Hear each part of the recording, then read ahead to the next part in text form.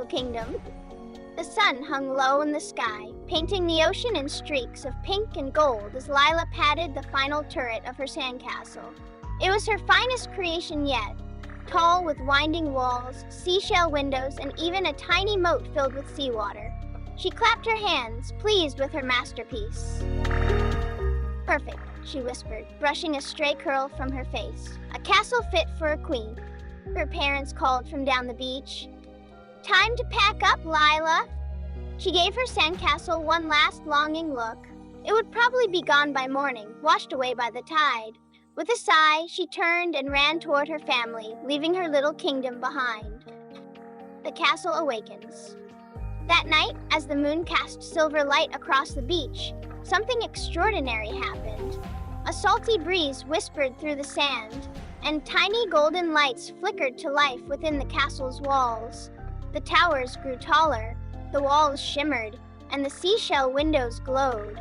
Then, with a swirl of sparkling dust, the castle came to life.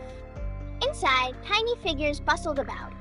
Sandcastle knights in armor made of driftwood, seahorse messengers galloping through the halls, and delicate mermaid courtiers weaving strands of seaweed into banners. At the very heart of it all stood a throne, sculpted from smooth stones and coral. And on that throne sat Lila. She blinked in surprise.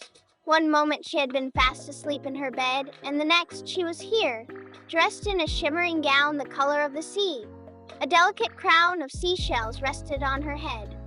"Your Majesty," said a tiny crab wearing a regal cape made of seagrass, "the Sandcastle Kingdom awaits your command."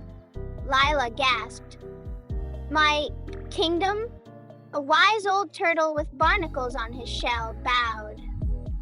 "Indeed, Queen Lila, you built this castle with your own hands, and now it belongs to you. But be warned, there is a test. To keep your kingdom safe, you must solve a riddle before sunrise." A hush fell over the castle. The sand knights stilled, the mermaids exchanged nervous glances, and even the wind seemed to pause. Lila swallowed. "What kind of riddle?" The turtle lifted his head, his deep eyes glimmering. "The riddle of the tide. The ocean gives and the ocean takes. It shapes the shore with rolling wakes. What is strong but melts away, yet always returns another day."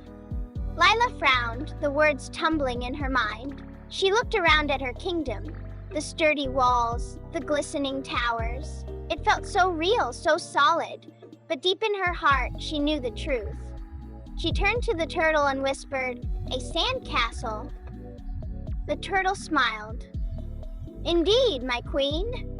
The sand castle is strong today, but the waves will claim it by morning. Yet tomorrow, you may build again." As soon as he spoke, a great wave crashed against the shore. The castle shivered, its towers trembling, its walls crumbling. Lila closed her eyes, bracing for the end. But instead of washing away, the castle's magic swirled around her in a golden mist. She felt light as air, as if the wind itself had lifted her up. And then she woke up. A kingdom remembered. Lila sat up in bed, her heart racing. Was it all a dream?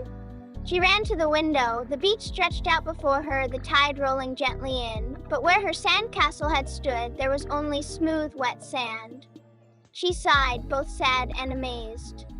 Then something caught her eye. A tiny seashell crown resting on her windowsill. Lila smiled.